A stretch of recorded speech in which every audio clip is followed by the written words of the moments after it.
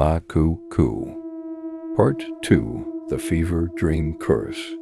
By April of 2023, MaCooCoo had become a landmark on the north end of Honeymoon Island.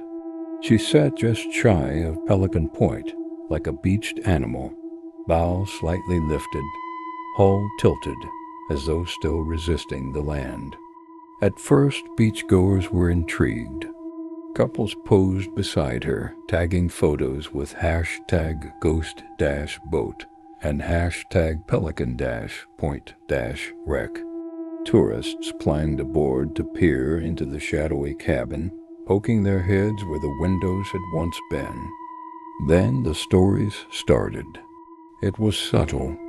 A few beach walkers complained of nausea after visiting. One woman swore she lost 2 hours of time after stepping inside the boat.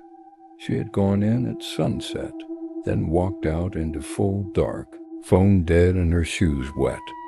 A child had to be carried off the beach, screaming uncontrollably that a lady in the water was whispering his name.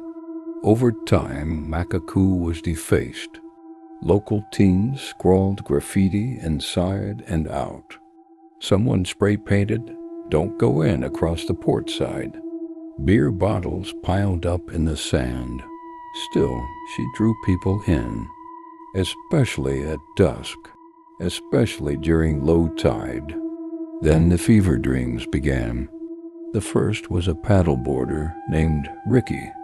He said he had a dream of being on the boat during a storm, rain hammering down, wind tearing at the sail. But the sea was perfectly still. He was seated across from 3 figures with no faces, and they were all listening to something outside the cabin. He woke up with his mouth full of salt water. Another woman, a local named Patrice, began keeping a dream journal. She wrote about the same dream 5 nights in a row, walking into MaCooCoo, only to find it far larger inside, like a cathedral made of coral and bone. There were voices calling from the water, but her legs refused to leave. The last entry read, "She's learning my name." Patrice was found wandering barefoot near the mangroves days later. More people came forward. Nearly all of them had touched or entered MaCooCoo. They all shared similar hallucinations. Fragmentary, but overlapping.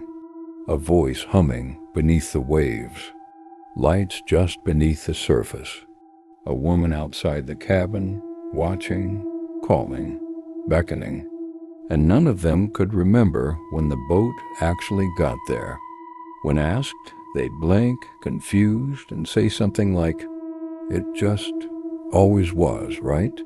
Local officials tried removing the boat once in late May, but the tow truck broke down on the sand, and the driver swore he saw something slithering just under the surface near the bow. He quit his job that afternoon. Eventually, the boat was left alone. The boldest teens still climbed inside on dares, but most people kept their distance. And all of them remembered the boat, but only like a foggy nightmare after waking. MaCooCoo remained a monument to whatever lingered there, waiting just offshore. The cursed few who got too close never forgot it. Not entirely, not fully. The dreams always returned. With salt, with humming, with whispers.